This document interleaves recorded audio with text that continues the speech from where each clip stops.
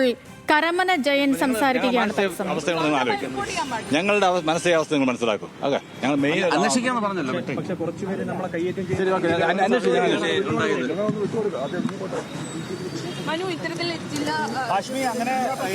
അഞ്ചു, ഇപ്പോ കരമന ജയൻ എന്താണ് അഞ്ചു പറയുന്നത്? ഇവിടെ ധാർമ്മികമായ, അതായത് സംഭവവുമായി ബന്ധപ്പെട്ട് അന്വേഷിക്കാമെന്നാണ് അദ്ദേഹം പറയുന്നത്. എന്തായാലും ഇതൊന്നും ഈ ഘട്ടത്തിൽ വലിയ തരത്തിൽ ഇത്തരത്തിൽ കൗൺസിലർ മരിച്ച വാർത്ത അറിഞ്ഞ് എത്തിയ ആളുകളാണ്. അപ്പോൾ ആ വിഷമത്തിൽ തന്നെ നിൽക്കുകയാണ്. ഈ ഘട്ടത്തിൽ അത്തരത്തിൽ ആക്രമിക്കണമെന്നും ഒന്നും ഞങ്ങൾ ഒരിക്കലും അത്തരത്തിൽ പറയുകയില്ല, ആക്രമിച്ചിട്ടില്ല എന്നൊക്കെയാണ് അദ്ദേഹം പറയുന്നത്. അപ്പോൾ ഇവിടെ നടന്നത് പിന്നെ നാടകമാണോ എന്നുള്ളത് ചോദ്യമായി വരുമല്ലോ. ഇത്തരത്തിൽ മാധ്യമങ്ങളുടെ ക്യാമറ ഉൾപ്പെടെ തല്ലി തകർക്കുന്ന സാഹചര്യം, പിന്നെ മാധ്യമപ്രവർത്തകരെ തള്ളി മാറ്റുന്ന, അതിൽ വനിതാ മാധ്യമപ്രവർത്തകരെ ഉൾപ്പെടെ അധിക്ഷേപിക്കുന്ന സാഹചര്യം, ഇത്തരത്തിൽ വലിയ തരത്തിലുള്ള അതിക്ഷേപങ്ങൾ ഉൾപ്പെടെ നടത്തിയ സാഹചര്യത്തിൽ അതൊന്നും കണ്ടിട്ടില്ല എന്ന് നടിച്ചിട്ട് തന്നെയാണ് അദ്ദേഹം ഇവിടെ നിന്ന് മടങ്ങിപ്പോകുന്നത്. അദ്ദേഹത്തിന്റെ മുന്നിൽ നിന്ന് തന്നെയാണ് ഇത്തരത്തിൽ സംഭവങ്ങൾ ഉണ്ടായിരിക്കുന്നത് എന്ന കാര്യത്തിൽ സംശയമില്ല. ക്യാമറ നേരത്തെ നമ്മൾ കാണിച്ചതാണ്, ക്യാമറ ലെൻസ് ഉൾപ്പെടെ തകർന്നത് കണ്ടതാണ്. ഞങ്ങൾക്ക് കൺമുന്നിൽ വെച്ച് തന്നെയാണ് മാധ്യമപ്രവർത്തകരെ തല്ലുന്നത് ഉൾപ്പെടെ ഉണ്ടാകുന്നത്, തള്ളിയിടുന്നത് ഉൾപ്പെടെ കണ്ടിട്ടുണ്ട്. ആ ഘട്ടത്തിലാണ് അതിനോടൊന്നും പ്രതികരിക്കുന്നില്ല എന്ന് അദ്ദേഹം അറിഞ്ഞുകൊണ്ട് ഇവിടുന്ന് പുറത്തേക്ക് പോകുന്നത്. എന്തായാലും വലിയ തരത്തിൽ ഇവിടെ ഉന്തും തള്ളുമൊക്കെ ഉണ്ടായിട്ടുണ്ടായിരുന്നു. പോലീസിന് പോലും കൗൺസിലറുടെ ആത്മഹത്യ സംഭവിച്ചു. ആ ആത്മഹത്യാ കുറിപ്പിൽ നമ്മൾ മനസ്സിലാക്കുന്ന അനുസരിച്ച് അദ്ദേഹത്തിന്റെ വ്യക്തിപരമായ പ്രശ്നങ്ങൾ കൊണ്ടോ മറ്റെന്തെങ്കിലും പ്രശ്നങ്ങൾ കൊണ്ടോ അല്ല, ആ നേതൃത്വത്തിനെതിരെ തന്നെ രൂക്ഷമായ ആരോപണങ്ങൾ ഉന്നയിച്ചുകൊണ്ടാണ് അദ്ദേഹം ജീവൻ ഒടുക്കിയത്. അപ്പോൾ അതിന് ആ വാർത്ത നൽകുന്നതിന് മാധ്യമപ്രവർത്തകരെ ഇങ്ങനെ ആക്രമിക്കുന്നത് എന്തിനാണ് എന്നുള്ളൊരു ചോദ്യമാണ്. ആ ചോദ്യത്തിന് അദ്ദേഹത്തിന് ഉത്തരമില്ല സേതു. കാരണം അതുമായി ബന്ധപ്പെട്ടുള്ള കാര്യങ്ങളൊന്നും അദ്ദേഹത്തിന് സൂചിപ്പിക്കാനുള്ള. ഇപ്പോൾ ഇത്തരത്തിൽ വിവരങ്ങൾ അറിഞ്ഞതുമായി ബന്ധപ്പെട്ട വലിയ തരത്തിലുള്ള ദുഃഖമാണെന്ന് മാത്രമാണ് അദ്ദേഹം പങ്കുവെച്ചിട്ട് പോയത്. പക്ഷേ ചോദ്യം സേതു പറഞ്ഞ കാര്യം തന്നെയാണ്. ഇത്തരം വലിയ ഗുരുതരമായ ആരോപണങ്ങൾ ഉന്നയിക്കുന്നു, വലിയ സാമ്പത്തിക പ്രതിസന്ധി നേരിട്ടതിന്റെ ഭാഗമായി മാനസിക സമ്മർദ്ദത്തിന് പിന്നാലെ ഇത്തരത്തിൽ ആത്മഹത്യയിലേക്ക് നയിക്കുന്നു. ഇത്തരത്തിൽ BJPയുടെ മുഖമായിട്ടുള്ള ഒരു നേതാവ്, സമന്വയമായിട്ട് ആളുകളോട് ഇടപെടുന്ന ഒരു നേതാവ്, അദ്ദേഹത്തിന്റെ മരണത്തിൽ എന്താണ് കാരണം എന്നുള്ളത് അറിയേണ്ടതുണ്ട്. സാമ്പത്തിക പ്രതിസന്ധി ആണെങ്കിൽ എത്ര രൂപയുടെ സാമ്പത്തിക പ്രതിസന്ധി ഉൾപ്പെടെ ഉണ്ടായിട്ടുണ്ട് എന്നുള്ള കാര്യങ്ങൾ ഒക്കെ കൃത്യമായിട്ട് അറിയേണ്ടതുണ്ട്. ആ കാര്യങ്ങളൊക്കെ അടുത്ത പോലീസിന്റെ അന്വേഷണത്തിൽ കൃത്യമായി മനസ്സിലാക്കാൻ അതിനൊപ്പം തന്നെ ഇപ്പം ഈ ഒരു വിഷയം അതിപ്പോ ഇന്നോ ഇന്നലെയോ ഉണ്ടായിട്ടുള്ളതായിരിക്കില്ലല്ലോ. അപ്പം കുറച്ച് നാളുകളായി ഒരുപക്ഷെ ഈ ഒരു പ്രതിസന്ധി ഉണ്ടായിട്ടുണ്ടാകാം. ആ കാര്യങ്ങളൊക്കെ നേതൃത്വത്തെ അദ്ദേഹം അറിയിച്ചിട്ടുണ്ടാകും. കാരണം സംസ്ഥാനത്തെ അല്ലെങ്കിൽ ജില്ലയിലെ തന്നെ നേതാക്കളുമായിട്ടൊക്കെ വളരെ അടുത്ത ബന്ധമുള്ള ആളായിരുന്നു അനിൽകുമാർ. അപ്പോൾ അതുകൊണ്ട് തന്നെ ഈ വിഷയമൊക്കെ നേരത്തെ തന്നെ പല രീതിയിലൊക്കെ സംസാരത്തിലേക്ക് വന്നിരിക്കാം, ശ്രദ്ധയിൽപ്പെടുത്തിയിരിക്കാം. അപ്പോൾ നേതൃത്വത്തിന്റെ ഭാഗത്തു നിന്നും നേതാക്കളുടെ ഭാഗത്തു നിന്നും ഒക്കെ ഒരു അലംഭാവം വന്നതുകൊണ്ട്, അല്ലെങ്കിൽ അവരാരും ഈ വിഷയത്തിൽ വേണ്ടത്ര ശ്രദ്ധ കൊടുക്കാത്തത് കൊണ്ടായിരിക്കുമല്ലോ അദ്ദേഹം ആത്മഹത്യ ചെയ്തിട്ടുണ്ടാവുക. അതെ സേതു, അതായത് നാളുകളായിട്ട് ഇത്തരത്തിലുള്ള സാമ്പത്തിക പ്രതിസന്ധി ഉണ്ട് എന്നറിയാം. അങ്ങനെയാണെങ്കിൽ എന്തുകൊണ്ട് പാർട്ടി ഇതിൽ ഇടപെട്ടില്ല എന്നുള്ളത് പ്രധാനപ്പെട്ട ചോദ്യമാണ്. പക്ഷേ നിലവിൽ ആത്മഹത്യാക്കുറിപ്പിൽ ഇത്തരത്തിൽ ആളുകളുടെ പേരുകളോ പാർട്ടിയെക്കുറിച്ചുള്ള സൂചനകളോ ഒന്നും തന്നെയില്ല. പക്ഷേ ഇതുമായി ബന്ധപ്പെട്ടുള്ള സാമ്പത്തിക പ്രതിസന്ധിയും അതുമായി ബന്ധപ്പെട്ട പണം തിരികെ നൽകാൻ പറ്റാത്ത സാഹചര്യവും ഉൾപ്പെടെ അദ്ദേഹം കൃത്യമായി വിവരിച്ചിട്ടുണ്ട്. അത് കൃത്യമായി റിപ്പോർട്ട് ചെയ്യുമ്പോഴാണ് ഈ BJP പ്രവർത്തകരിൽ ചിലർക്ക് അത് പ്രകോപനമുണ്ടാക്കുന്നത്. അതെന്തിനാണെന്ന് ഞങ്ങൾക്കറിയില്ല. പക്ഷേ പറഞ്ഞത് കൃത്യമാണ്, അത് വ്യക്തമാണ്. ഈ സംഭവവുമായി ബന്ധപ്പെട്ട് ഇവിടെ ഉണ്ടായ കാര്യങ്ങളാണ് കൃത്യമായി റിപ്പോർട്ട് ചെയ്യുന്നത്. ഈ രാവിലെ 8:30 കൂടിയാണ് അദ്ദേഹം ഈ കൗൺസിൽ ഓഫീസിൽ എത്തുന്നത്. ഈ കാണുന്ന ദൃശ്യങ്ങൾ കാണുന്ന പോലെ ഇവിടെ നിന്ന് രാവിലെ 8:30 അദ്ദേഹത്തെ കണ്ട ആളുകളുണ്ട്. ആ ദൃക്സാക്ഷി വിവരം കൂടി പോലീസ് ശേഖരിച്ചിട്ടുണ്ട്. അവിടെ നിന്ന് അദ്ദേഹം ഒറ്റയ്ക്ക് മുറിയിൽ പോയിരിക്കുന്നു. അതിനുശേഷം 9:30 കൂടിയാണ് മറ്റ് കൗൺസിലർ എത്തിയിരിക്കുന്നത്. കൗൺസിലർ മഞ്ജു ആണ് പോലീസ് പറഞ്ഞതിനനുസരിച്ച് ആദ്യം ഈ കൗൺസിലർ ഓഫീസിലേക്ക് കയറി ചെല്ലുമ്പോൾ കണ്ട കാഴ്ചയാണ് പോലീസിനോട് പറഞ്ഞത്. അദ്ദേഹം തൂങ്ങി മരിച്ച നിലയിലാണ് കണ്ടെത്തിയിട്ടുള്ളത്. ഉടൻ തന്നെ ഇത്തരത്തിൽ ആളുകളെയും പോലീസിനെയും വിവരം അറിയിക്കുകയായിരുന്നു. പക്ഷേ എന്താണ് ഇതിന്റെ കാരണം എന്നുള്ള കാര്യങ്ങളൊക്കെ പോലീസ് പരിശോധിക്കുന്നതിനിടയിലാണ് ഇവിടെ ഓഫീസിനുള്ളിൽ നിന്ന് തന്നെ ആത്മഹത്യാ കുറിപ്പ് കണ്ടെത്തുന്നത്. ആ കുറിപ്പിൽ അദ്ദേഹം കൃത്യമായി പറഞ്ഞു പറഞ്ഞിട്ടുണ്ട്.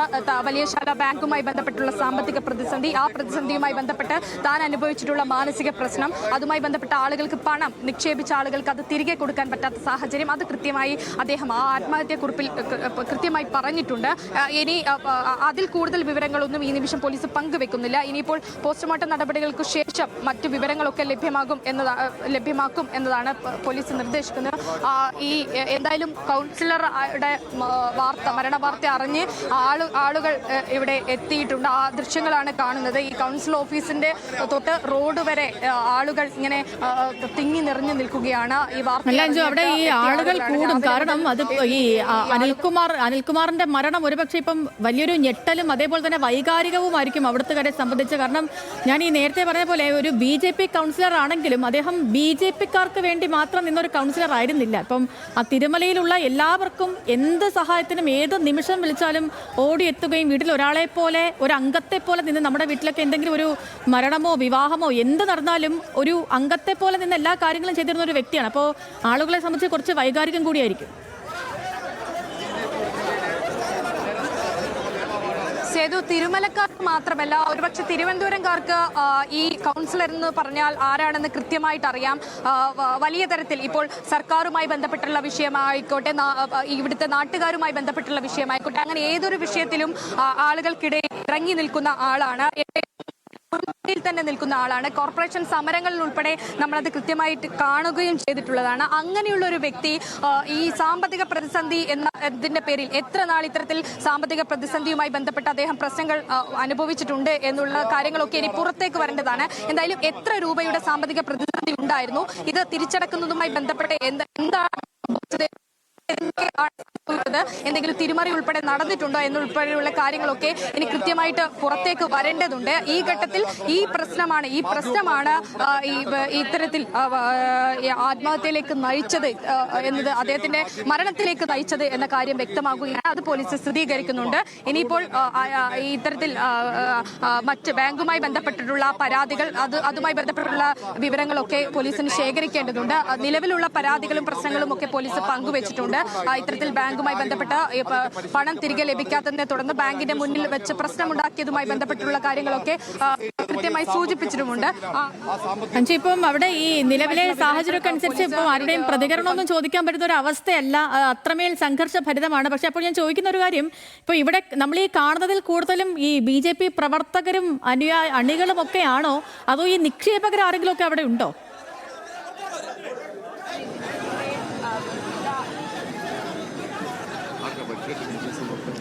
സേതു, BJP പ്രവർത്തകർ, നാട്ടുകാർ ഉൾപ്പെടെ മറ്റ് കൗൺസിലർമാർ ഉൾപ്പെടെയുള്ള ആളുകൾ ഇവിടെയുണ്ട്. നേരത്തെ നമ്മൾ മേയർ ആര്യ രാജേന്ദ്രൻ ഉൾപ്പെടെയുള്ള അങ്ങനെയുള്ള എല്ലാവരെയും ഇവിടെ കണ്ടതാണ്.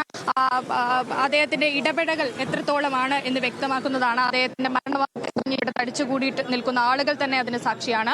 എന്തായാലും എന്ത് കാരണത്തിന്റെ പേരിലാണ് ഇത്രയും മനോവിഷമം അദ്ദേഹം അനുഭവിച്ചിട്ടുണ്ടെങ്കിൽ അത് പാർട്ടി അറിഞ്ഞില്ലേ, അത് അത്തരത്തിൽ ഇടപെട്ടില്ലേ എന്നൊക്കെ കാര്യങ്ങൾ ബാക്കി നിൽക്കുകയാണ്.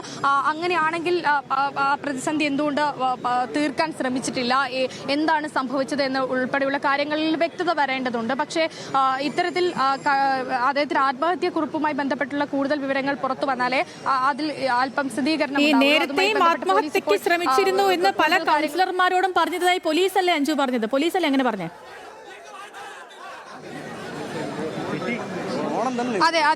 അതെ സേതു, അദ്ദേഹം ഇത്തരത്തിൽ ഈ സാമ്പത്തിക പ്രതിസന്ധിയുമായി ബന്ധപ്പെട്ട് ഇത്തരത്തിൽ തനിക്ക് ജീവിക്കാൻ സാധിക്കില്ല, താൻ ആത്മഹത്യ ചെയ്യുമെന്ന് കൗൺസിലർ താനുമായി അടുത്ത അനുയായികളോട് പറഞ്ഞിട്ടുണ്ട് എന്നതാണ് പോലീസും പങ്കുവെക്കുന്ന വിവരം. അങ്ങനെയാണെങ്കിൽ എന്തുകൊണ്ട് അത് പരിഹരിക്കാനായി ശ്രമിച്ചില്ല, അതിൽ ഇടപെട്ടില്ല എന്ന ചോദ്യമുണ്ട്. ഇനി ഇടപെട്ടിട്ടുണ്ടെങ്കിൽ അത്തരം കാര്യങ്ങളെ കുറിച്ചുകൂടി വിവരങ്ങൾ പുറത്തേക്ക് വരേണ്ടതുണ്ട്. എന്തായാലും സാമ്പത്തിക പ്രതിസന്ധി, അത് തീർത്തിട്ടുള്ള മനോവിഷമം, ഈ ബാങ്കുമായി ബന്ധപ്പെട്ടിട്ട് നടന്നിട്ടുള്ള കാര്യങ്ങൾ, അതാണ് ഇനി അറിയേണ്ടത്. ബാങ്കുമായി ബന്ധപ്പെട്ട് എന്താണ് അവിടെ നടന്നത് എന്ന്, ഇത്രയും പ്രതിസന്ധിക്ക് കാരണം എന്ത്, അദ്ദേഹത്തിന്റെ മനോവിഷമത്തിൽ പാർട്ടി ഇടപെട്ടില്ലേ, ഇനി ഇടപെട്ടിട്ടുണ്ടെങ്കിൽ അത് ഏത് തരത്തിലാണ്, എത്ര രൂപയുടെ സാമ്പത്തിക പ്രതിസന്ധി ഉണ്ടായിട്ടുണ്ട്, ഇന്ന് പെട്ടെന്നുള്ള ഇത്തരത്തിലൊരു മരണത്തിലേക്ക് ഇപ്പോൾ കടക്കാനുള്ള അല്ലെങ്കിൽ അങ്ങനെ ഒന്നും നടക്കാനുള്ള സാഹചര്യം എന്തായിരുന്നു എന്നതുൾപ്പെടെയുള്ള കാര്യങ്ങൾ കൃത്യമായി മനസ്സിലാക്കേണ്ടതുണ്ട്. പോലീസ് ദൃക്സാക്ഷി വിവരങ്ങളും പലരുടെയും മൊഴികളും ഉൾപ്പെടെ നേരത്തെ ഇവിടെ നിന്ന് ശേഖരിക്കുന്നുണ്ട്. നേരത്തെ അവിടെ BJP-യുടെ പല നേതാക്കളും ഇത് ഇദ്ദേഹത്തെ തൂങ്ങിയ നിലയിൽ കണ്ടെത്തിയ കൗൺസിലറായിട്ടുള്ള മഞ്ജു ഉൾപ്പെടെയുള്ള ആളുകളിൽ നിന്നുമൊക്കെ വിവരങ്ങൾ ശേഖരിക്കുന്നുണ്ടായിരുന്നു. ഇപ്പോൾ മൃതദേഹം അവിടെ നിന്ന് ഇതുവരെയും മാറ്റിയിട്ടില്ല. ഓക്കെ അഞ്ജു, ശരി, തുടരൂ. ഞാൻ അഞ്ജുവിലേക്ക് മടങ്ങി വരാം. എന്തായാലും കഷ്ടമായി പോയി. തിരുവനന്തപുരം കോർപ്പറേഷനിലെ BJP കൗൺസിലറെയാണ് ഇന്ന് തൂങ്ങി മരിച്ച നിലയിൽ കണ്ടെത്തിയത്. Thirumala councillor K. അനിൽകുമാർ, അദ്ദേഹം സ്വന്തം ഓഫീസിനുള്ളിൽ തൂങ്ങി മരിച്ച നിലയിൽ അദ്ദേഹത്തെ കണ്ടെത്തുകയായിരുന്നു. സാമ്പത്തിക പ്രതിസന്ധിയാണ് മരണ കാരണമെന്ന് പറയുന്നു. ആത്മഹത്യാക്കുറിപ്പിൽ അക്കാര്യങ്ങളൊക്കെ എഴുതി വെച്ചിട്ടുണ്ടെന്ന് പറയുന്നു. അവിടെ ഫോറൻസിക് പരിശോധനയൊക്കെ നടക്കുന്നുണ്ട്. പ്രതിഷേധ സാഹചര്യമുണ്ട്. മാധ്യമപ്രവർത്തകർക്ക് നേരെ ഈ BJP പ്രവർത്തകർ കയ്യേറ്റ ശ്രമം നടത്തി. മാധ്യമപ്രവർത്തകരുടെ ക്യാമറ അടക്കം പൊട്ടിപ്പോയ ദൃശ്യങ്ങളുമൊക്കെ നമ്മൾ കണ്ടു.